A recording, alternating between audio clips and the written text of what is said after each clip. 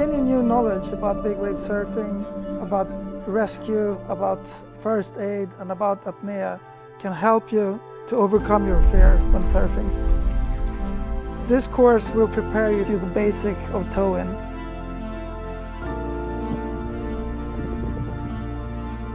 You will learn how to drive a ski, and you will learn how to pick people up. The course will be partly in Baleal and partly in Nazare. Even though the course is in Nazare, we are not going to put you in big waves. Nazare has many different phases.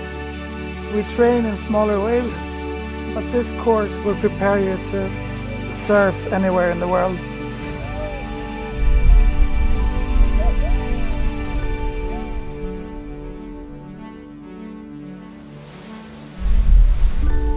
You will learn how to rescue an unconscious surfer in the water.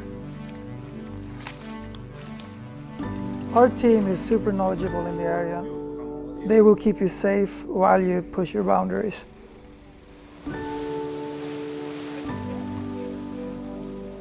To be able to learn how to tow in a safe environment with people who knows what they're doing is a truly unique experience.